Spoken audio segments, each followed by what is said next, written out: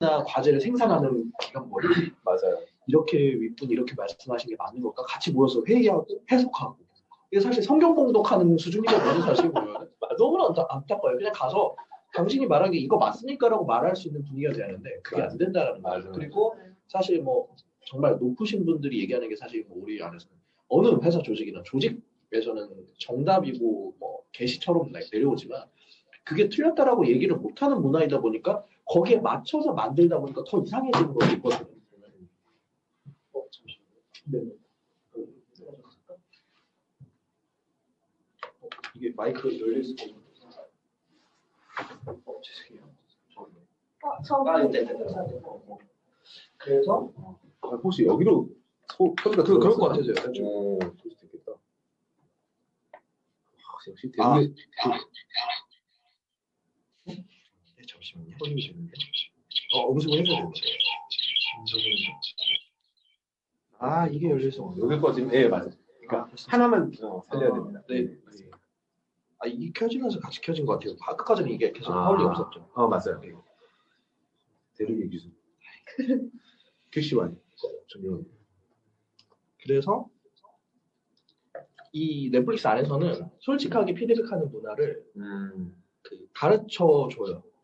들어와서 너가 피드백하는 방법에 대해서 우리가 알려주겠다라고 하면서 이제 몇 가지 사례를 제시하는데 뭐 상사가 무슨 잘못을 하고 있다거나 뭐 부하직을 뭐 잘못하고 있을 때 피드백하는 방법에 대해서 원칙을 그 4A 원칙에 따라 솔직하게 말하는 걸 강조하는데 일단 이 전체 맥락은 뭐냐면은 피드백할 때는 무조건 긍정적으로 의도가 선하면 된다. 의도가 선한 의도로 나쁘게 뭐 강하게 말하든 뭐 약하게 말하든 상관없는데 뭐 그건 뭐 기교겠지만 의도가 무조건 선해야 한다.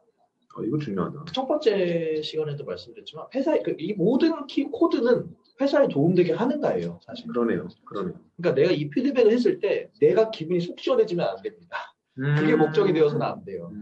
부하 직원한테도 너 이거 너무 일 처리가 느리다. 이거는 일 처리가 느려서 내가 답답한 그 분노를 표출하는 목적이어서는 안 되고 일 처리가 너가 너무 느리니 네가 하고자 하는 말을 제때 전달하지 못해서 너가 답답할 것이다라는 이런 의도를 계속 설명을 하고 익숙하게 얘기한다는 거죠. 그래야 내가 솔직하게 얘기했을 때 상대방도 곡해서 해석하지 않고 공격당했다고 생각하지 않고 또 내가 이야기를 할 때도 그렇게 긍정적인 의도를 해야 한다는 압박이 강해지면 정말 감정을 다 배제하고 그 팩트만 전달하게 된다라는 거죠.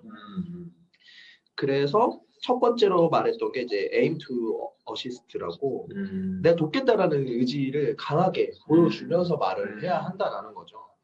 그러니까 뭐 사실 여기 사례에서는 무슨 얘기를 했었냐면 임원하고 직원하고 같이 출장을 갔는데 임원이 그 상대방 앞에서 자꾸 이쑤시개로 자기 이빨을 긁었답니다.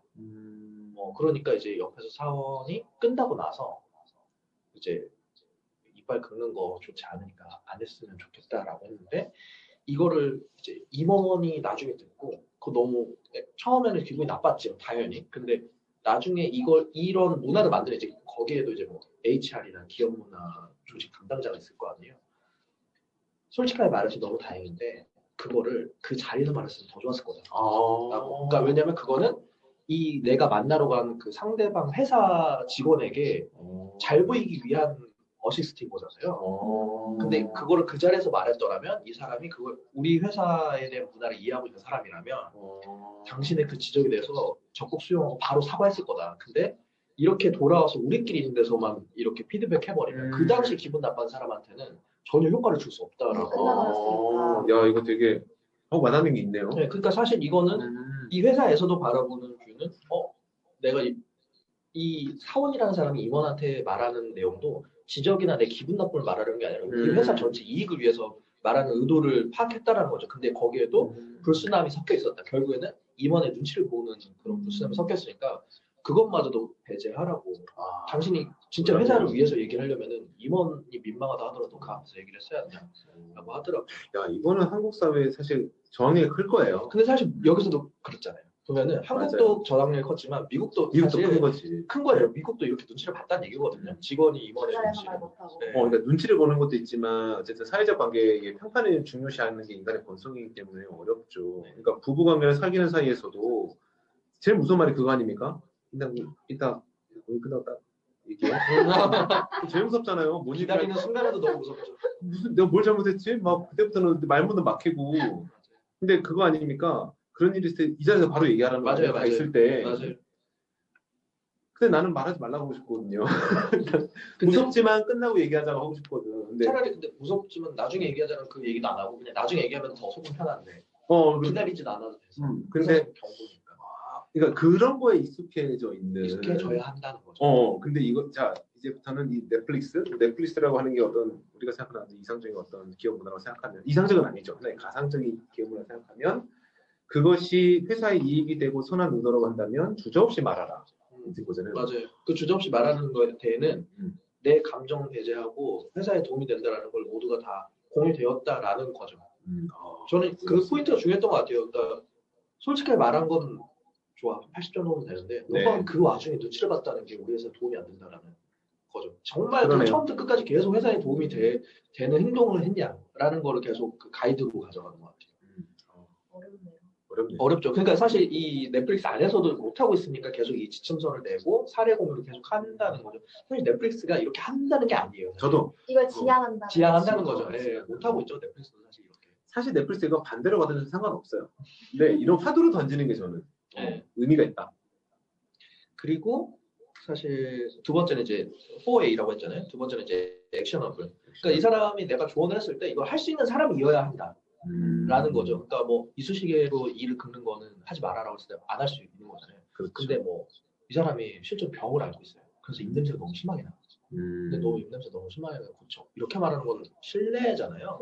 공격이죠. 어쩔 수 없는 거죠. 이건 액션업을 할 수 있는 영역이 아닌 거잖아요. 그러니까 이 사람이 액션을 할 수 있는 권한이 있거나 할 수 있는 능력이 있는 사람한테 그런 피드백을 주라는 거죠. 그러네요. 그런 능력이 없는 우리끼리 말단끼리 이런 얘기 해봐야 바뀌지도 않을 텐데 말단한테 짜증내고 해봐야 전혀 달라지는 거 없잖아요. 그렇네요. 그 권한을 갖고 있고 능력이 있는 사람한테 얘기를 해라. 그래서 그 행동을 즉시에서 바꿀 수 있게끔. 그래서 여기서 나타냈던 사례가 뭐였냐면 이제 이 책을 쓴 사람이 이 CEO랑 넷플릭스 CEO에 대해서 인터뷰하는 사람인데 이 사람도 이제 좀 약간 기업 HR 코칭 뭐 이런 거 하는 사람인데 이 사람이 강연을 갔었대요. 넷플릭스 쪽으로. 강연을 갔는데 넷플릭스 직원이 그런 얘기를 하더랍니다. 그러니까 이제 그 강연하다가 뭐 이런 사례가 있는 사람은 손 들어보세요라고 했는데 한 100인이 한 90명, 이제 유색인이 10명 손 들었는데 100인을 찍어서 이렇게 손 들어보려고 했대요. 근데 거기서 이제 유색인이 손을 들면서 그러니까 100인을 몇 번 더 찍었죠. 그러니까 이제 유색인이 중간에 문제제기하면서 당신이 자꾸 그렇게 100인 위주로 찍게 되면은 사람들이 오해할 수 있다. 100인 위주로 의견을 내는 것에 대해서 당신이 선호한다는 거를 그 시그널을 줄 수 있기 때문에 여기서 명확하게 당신이 찍는 것에 대해서 기준을 말하던가 아니면 그렇지 않다는 오해를 풀기 위해서라도 설명해라라고 하더라고요. 맞다 하더라고요. 넷플릭스 직원이 그 많이 모인 청중 사이에서. 그러니까 이 사람이 이제 이걸 인터뷰하고 이제 강연했던 그 사람이 미안하다라고 하고 바로 이제 자기 기준을 설명하고 다음 뭐 유색인을 찍었다. 이게 뭐냐면 그 자리에서 이 강연자는 그럴 권한이 있고 능력이 있는 사람이거든요. 그러니까 그 지적을 할 때는 그 사람의 행동에 대해서 지적하고 그 행동을 바로 바꿀 수 있게끔 도와줘야 한다라는 거죠. 맞네요. 이게 이 사람의 오해도 풀 수 있는 거고요. 이 강연자의 오해도. 맞아. 사실 그 오해를 풀어준다는 측면에서는 진짜 사실 도움되는 거죠. 나는 다른 그런 의도가 없었는데 나중에 해석을 할 때 그 사람이 이상하게 되는 경우가 많지 않습니까? 그러니까 이 강연 끝나고 만약에 얘기를 해줬다면 이거 오해를 풀 수 있는 기회가 없어지는 거죠. 그렇죠. 근데 그 현장에서 바로 말해서 액션을 해줄 수 있게끔 만들었으니까. 그렇죠. 그리고 또 이제 세 번째는 어프리시에이트, 이제 감사하는 거다. 그래서 이제 지적에 대해서 두 가지를 얘기했다면은 그 지적을 하고 나서 내가 받아들이는 사람의 입장. 계속 얘기했지만 이 모든 행동들은 회사를 위한 행동들이다라는 전제가 있다면 당연히 감사한 마음을 표현하거나 감사한 뉘앙스로 받아들여야 한다라는 거죠. 그러니까 사실 지적을 몇 번 했는데 불쾌하는 표정을 몇 번 지으면 지적을 더 이상 못한다는 거죠.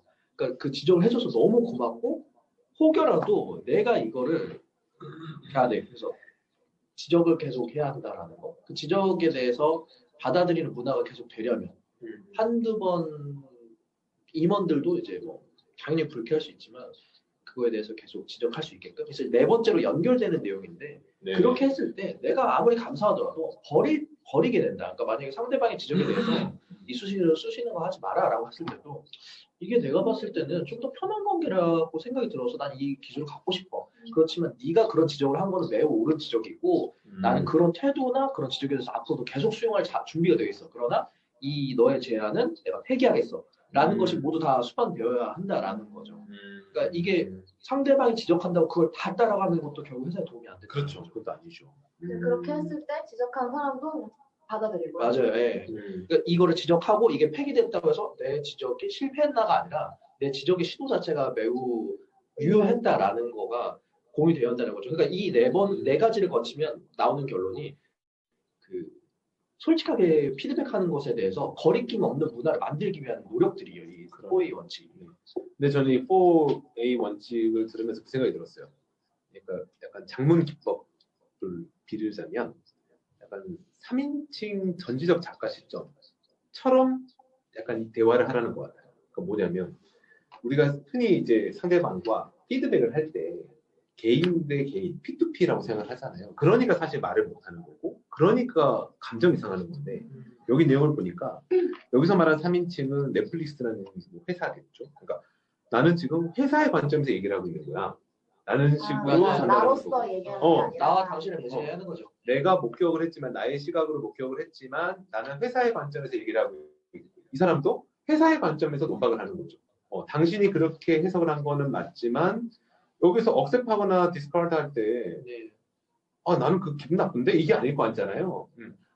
이게 회사의 관점에서 도움이 된다라고 그러니까 판단해서 얘기를 하셨지만 그러니까 회사의 관점에서 하지만 내가 생각하는 회사의 관점에서는 그렇지 않기 때문에 디스카운트 할 테니까 그러니까 뭔가 3인칭 그래서 사실 현실은 3인칭 그 전지적 작가 시점 없잖아요.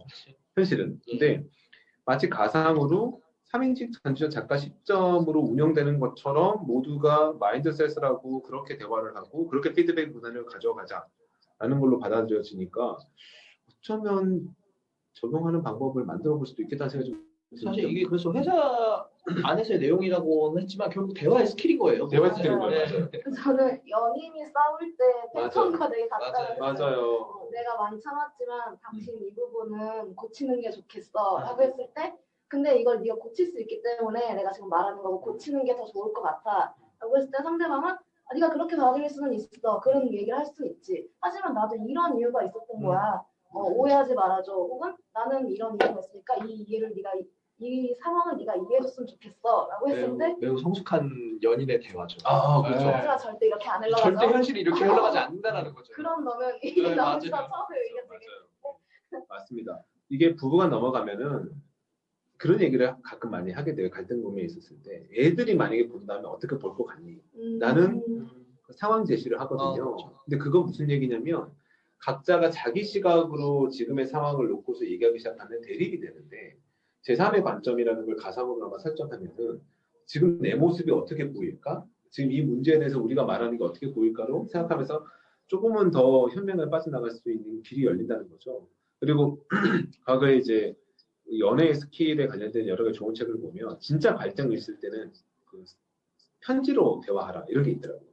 그러니까 직접적으로 서로가 이렇게 주고받고 하다 보면 감정이 격화되고 상대방이 말하는 태도, 상대방이 말하는 어떤 그 단어 하나하나에 자꾸 이제 꼬투리가 맞물리면서 하지만 편지는 우선 나한테 주어진 분량만큼은 독백 아니겠습니까? 그래서 제가 무슨 말을 하고 싶은지를 끝까지 말할 수 있어요. 저는 편지의 가장 큰 장점은 그거라고 생각하거든요. 그것은 메신저도 대화도 통화도 해결하지 못하는 편지만의 강점인데 그래서 저는 그 베르사체에게 편지를 쓰는 누구죠? 그 롯데에게 편지를 썼던 제목이 뭐지? 그 뭡니까? 베르테르. 젊은 베르테르를 또 역시 우리 도서관직이 말 못했어요 오늘 되게. 그럼요. 스크래치가 날 뻔했어요. 그러니까 큰일 날 뻔했습니다. 절대 선한 의도로 질문드렸습니다. 죄송합니다. 네.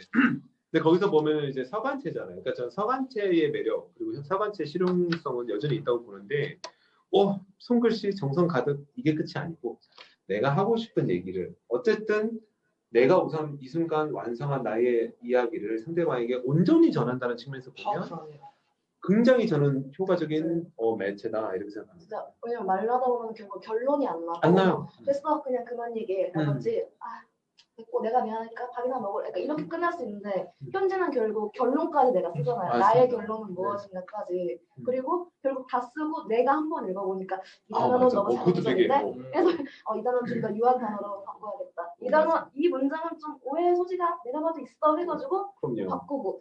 그래서 좀 더 상대방이 나의 의견을 좀 유하게 받아들일 수도 있을 것 같아요. 맞습니다. 나도 쓰고 저 사람들 기다리는 동안 좀 감정이 가라앉기도 그것도 되게 중요하고, 그러니까 시간에 어떤 충분한 공간을 열어주는 거 되게 중요해요. 왜냐하면 사람은 감정에 휘말리니까. 그리고 맞습니다. 내가 쓴 내용에 대해서 맥락을 보다 보면 내가 이상한데? 이런 자기 반성이 될 수 있고, 그거 왜냐하면 상대방도 알고 있는 내용이니까 없는 사실 지어낼 수는 없잖아요. 그러니까 한번 정제되는 것도 저는 굉장히 좋다. 그래서 레터는 러브레터를 쓰지 말고 사실은 어떻게 보면 뭐 아규 레터라고 해야 될까요? 아니면은 하여튼 연인 간에 안 좋은 일이 있을 때 사실 편지를 써야 한다. 그게 해결책이다. 근데 사람들이 좋을 때 막 좋은 내용 편지를 쓰고 안 좋을 때는 막 싸우잖아요. 전화로 막. 그러다가 이제 그 카톡 이별 통보 그게 왜 나오겠습니까? 그래서 저는 굉장히 의미 있고 카톡 같은 경우도 단타성이 심해서 맞습니다.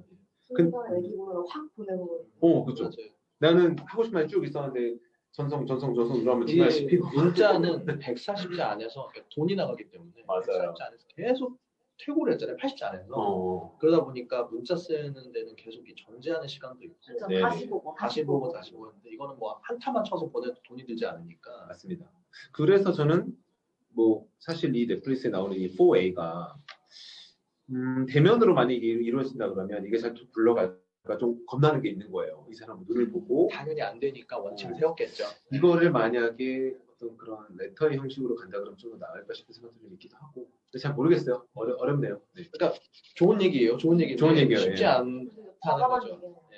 근데 이거를 회사에서 박아놓고 시작한다는 게 의미가 있다고 봐요. 저는. 그러네요. 이게 이렇게 이 네 가지를 회사 어딘가에 박아놓고 얘기를 하게 되면 계속 비식이 되는 거잖아요. 어느 회사든 어느 회사를 가든 어느 회사는 뭐 보안에 대한 이슈가 심할 수 있고 어떤 회사는 재무에 대한 이슈가 심할 수 있고 어떤 성희롱 이런 성폭력에 대한 회사 상사의 폭언 폭력에 대한 것에 강하게 강조하는 건데 그게 회사마다 좀 더 특징이 다르잖아요. 맞습니다. 어디는 일을 열심히 하자. 근데 그게 명시적으로 어딘가에 걸려 있으면 더 눈치 보고 신경 쓰게 되잖아요. 맞습니다. 그 회사의 CEO가 그래서 더 강조해서 계속 얘기를 하면 저는 그런 뉘앙스로 이 4A 원칙을 어딘가에 회사 넷플릭스 어딘가에 박아놨다면 충분히 그런 류로 흘러가게끔 그리고 혹시 여기서 어긋났다 하더라도 그걸 다 잡아줄 수 있는 지난 시간에 말했던 그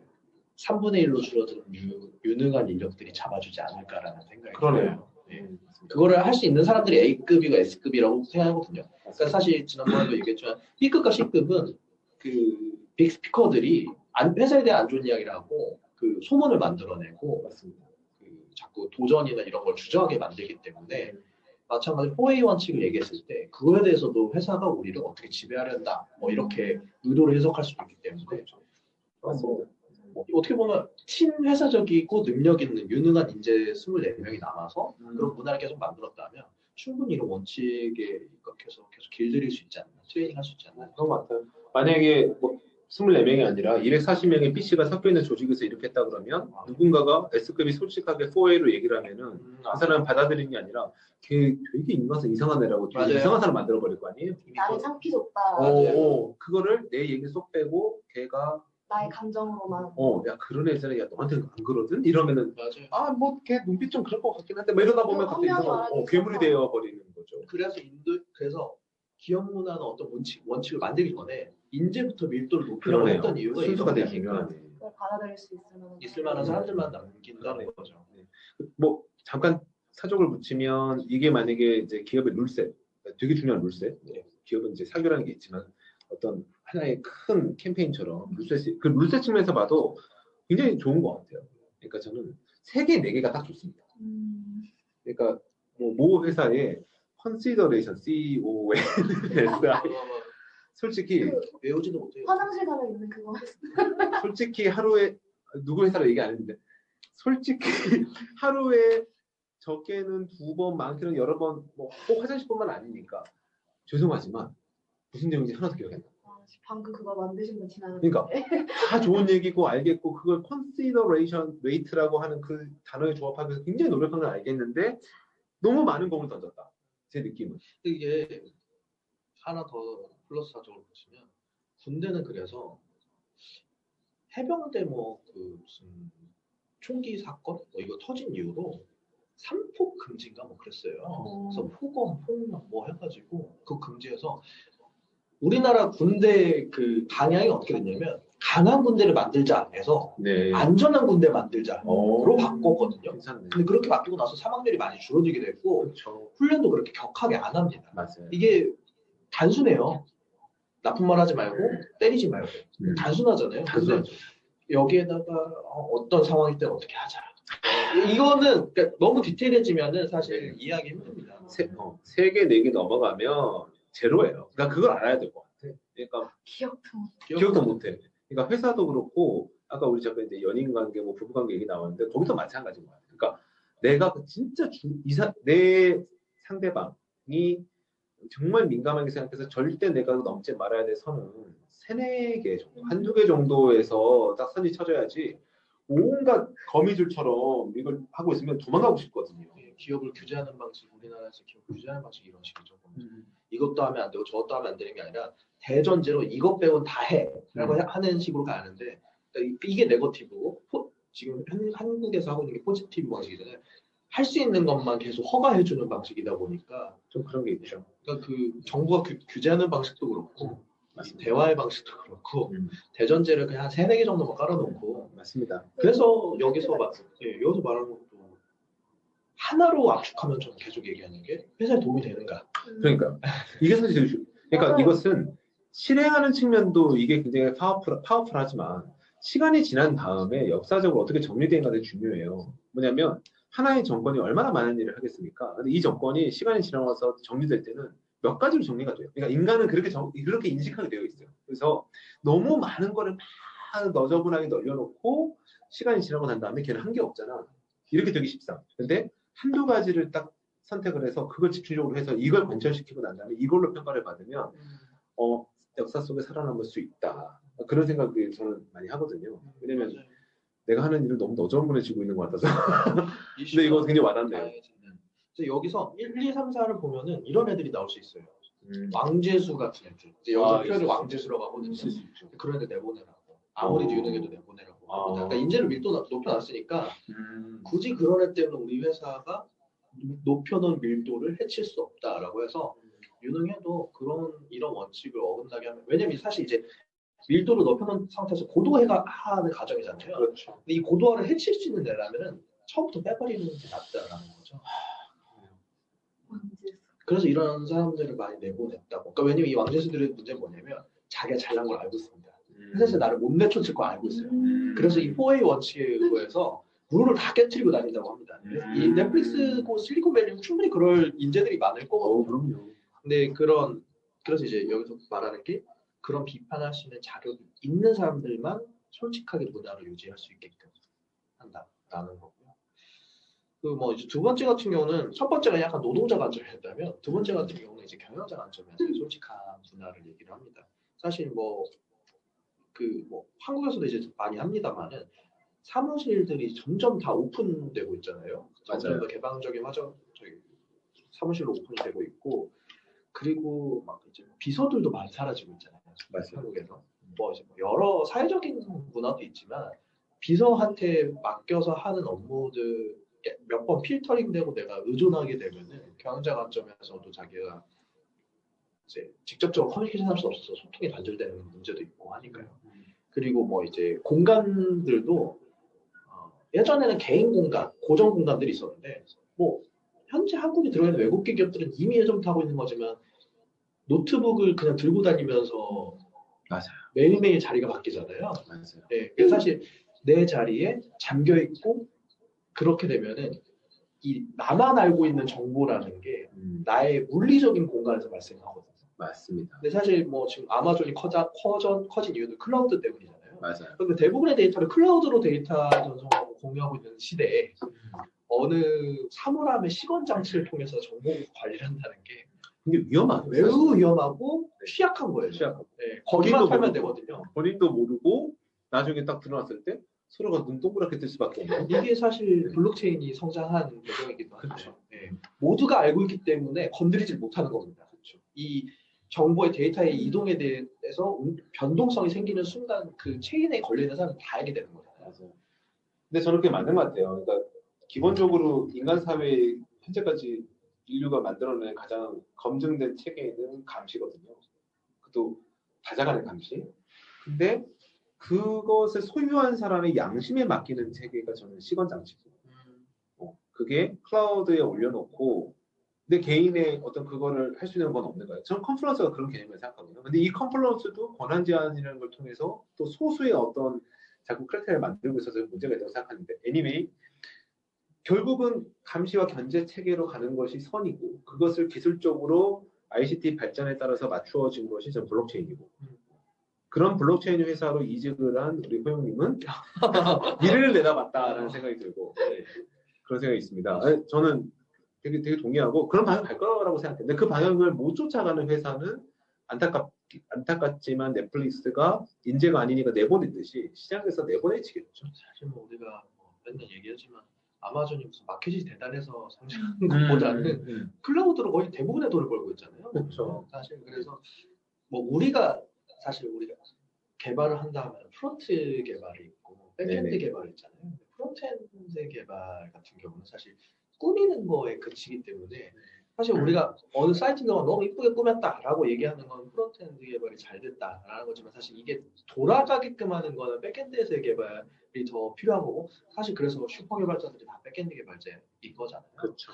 저는 그래서 이런 다른 드러나는 것보다 이 뒤에서 데이터들이 클라우드를 통해서 공유될 수 있다는 게 그래서 중요하다고 보고 여기 내용에 사파로 넣은 거는 이게 그 울프 오브 네네네. 이 영화 정말 좋아하거든요. 맞아요. 여기서 이걸 이렇게 또 착안하실 줄 몰랐어요. 여기서 말하는 리드 헤이스팅스가 무슨 얘기를 하면 예전부터 분기별로 실적 보고를 하잖아요. 맞아요. 실적 발표를 하잖아요. 실적 발표하기 몇 달 전부터 한 달 전쯤에 직원들을 창고에 다 모읍니다. 그래요. 그 다음에 이게 실화 영화니까. 이거는 이제 뭐 증권가 헤이스팅스 그 CEO 저기 애플 CEO가 이거는 영화고 넷플릭스 얘기지. 이렇게 발표를 한다. 다 창고에서 단상 같은데 작은 데 하나 올라가고 직원들 다 보이는 데 앞에서 얘기를 한다고 해요. 이번 분기 실적이 이만큼이고 솔직히 우리 회사가 이건 못했고 이건 잘했다. 그래서 아마 지금 주식을 사면 엄청 올라갈 걸 이런 얘기까지 한대요. 대신 못 사죠. 내부 정보를 취득했기 때문에 모두가 이제 근데 어떤 걸 시사하냐면 이런 걸 얘기하는 거예요. 내가 사장님하고 친하면 사장님 라인이면 이런 정보를 좀 빨리 들을 수 있어요. 내가 뭐 부사장님 라인이면 부사장님이 아는 라인까지는 다 빠르게 알 수 있어요. 이게 라인별로 아는 정보가 달라지고 그러다 보니까 항상 고민인 게 뭐냐면 회식에 가냐 안 가냐의 문제는 뭐냐면 그 회식에서 발생한 그 수많은 정보 공유죠. 맞아. 내가 그 담배 피는 흡연자에 가냐 안 가냐는 뭐가 문제냐면 흡연자에서 이루어지는 그 수많은 그 암약들. 맞아요. 이거를 내가 접근할 수가 없거든요. 이게 그 한국에서는 더 뭐가 문제였냐면 최근에 좀 새는 얘기지만 삼진그룹 영화? 토익 많이 고화성 나온다는. 네. 그거 보면 딱 우리나라 80년대 그거 봐야 되겠죠. 여직원은 완전 다 커피 타는 비서들이고 그냥 다 단수 선호하고 남자들은 이제 회사 안에서 담배 피우고 말고 이제 뭐 본인들끼리만 중요한 일하고 논의하고 그 안에서도 이제 여성끼리도 엘리트 여성이 이제 비엘리트 여성을 천대하고 무시하고 이런 배경을 보여주거든요. 그때 그 근데 저는 그런 배경에서도 착안할 수 있는 게 담배를 남자가 펴요 사실.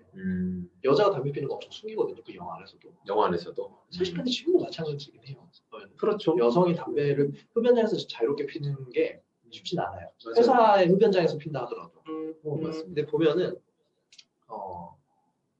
흡연장에서 발생하는 일들이 저는 이게 여성과 남성의 권력 차에서도 발생한다고 생각하거든요. 그런 게 있죠. 왜냐면 흡연장으로 가는 리더는 남자예요. 대부분. 담배 피러 가자라고 일어날 수 있는. 그리고 담배 피러 가자라고 하면서 여직원을 내려가진 않아요. 남직원은 어깨 동무하고 벽이 있는 내려가거든요.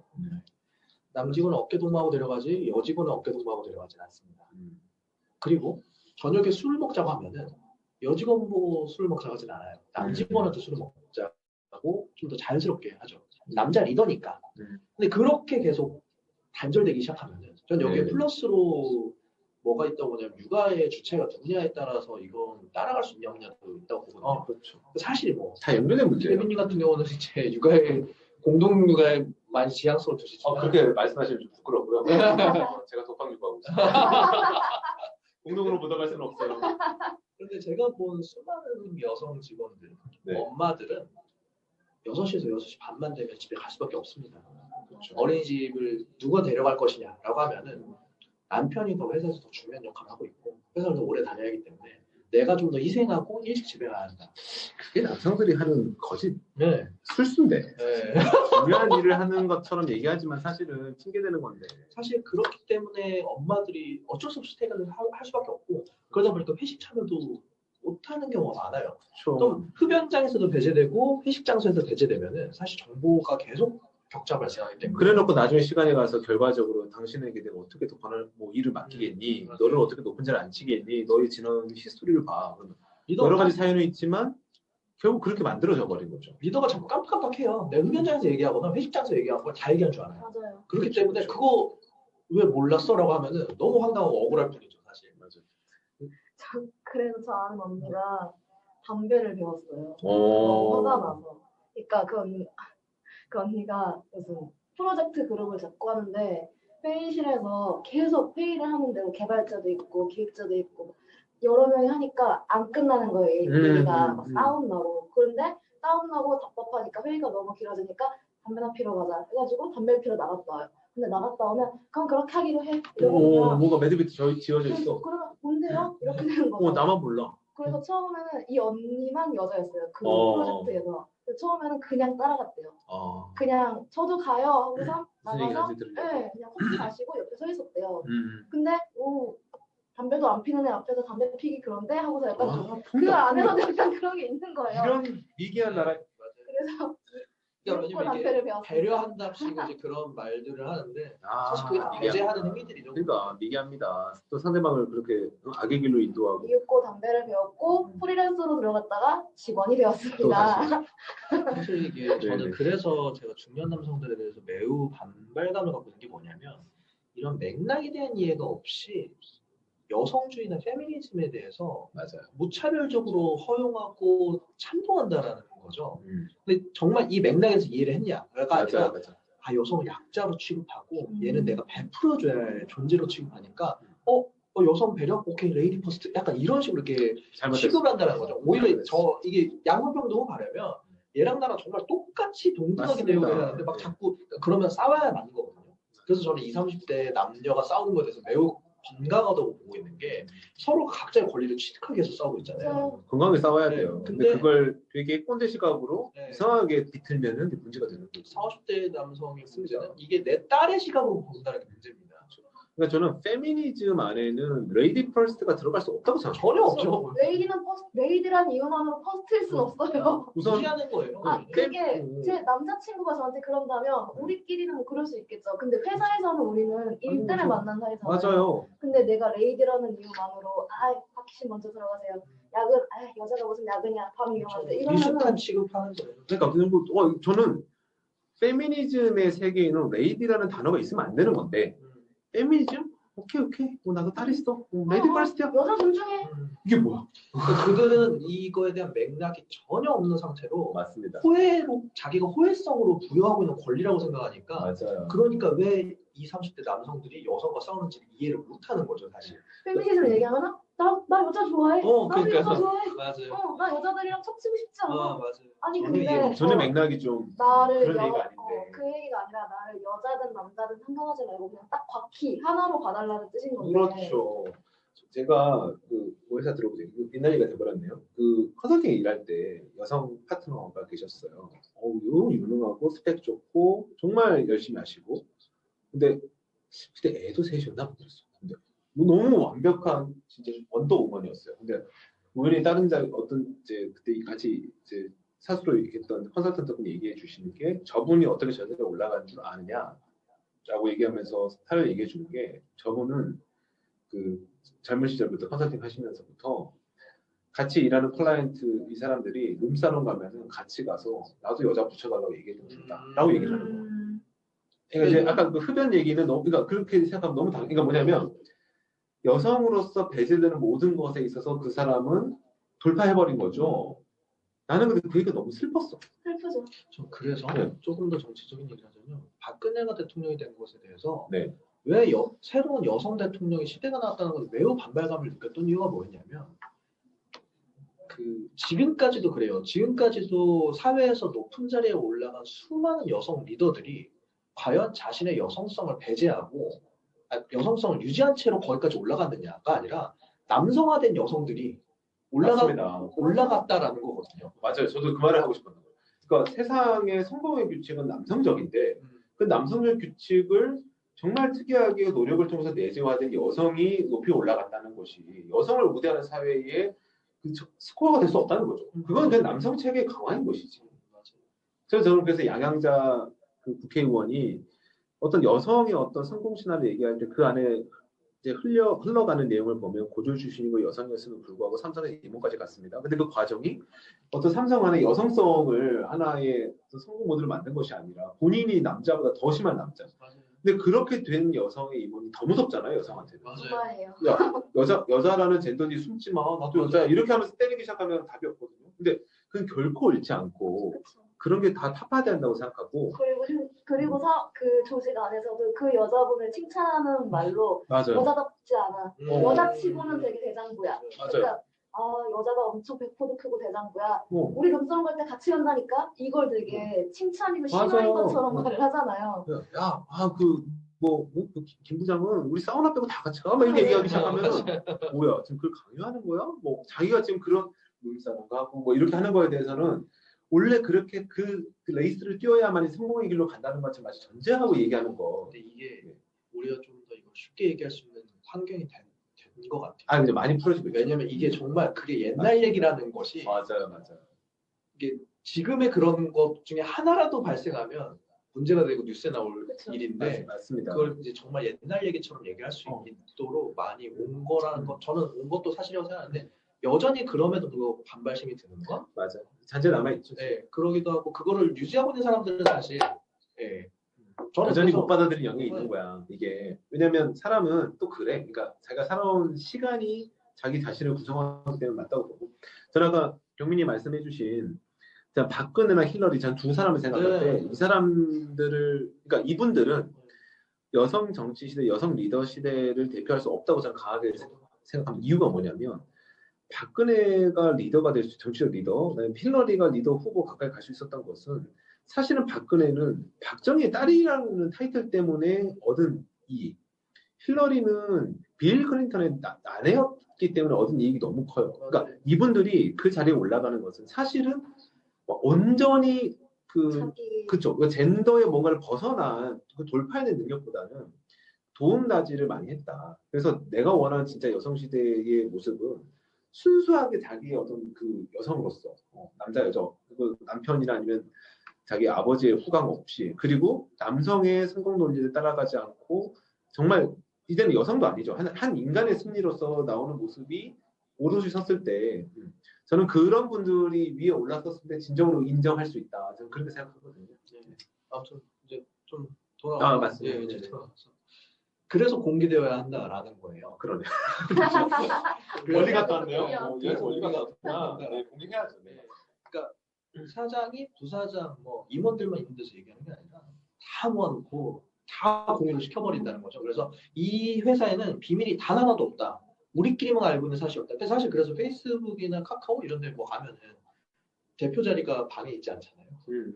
밖에 있잖아요. 카카오뱅크만 가더라도 그냥 방해 없이 노출돼 있잖아요. 그게 뭐냐면 내가 사실 사무실에서 비밀이 없는 게 내가 옆 사람이 얘기하는 건 누군가가 지나가다 들을 수 있잖아요. 그런 환경을 만들어 준다는 것 자체가 매우 중요한데 맞습니다. 지금은 여전히 수많은 대기업들은 회장님 방들이 다 꼭대기층에 한 주의 구석에 박혀 있잖아요. 그러니까 임원들만 층을 따로 만들어 놓은 거.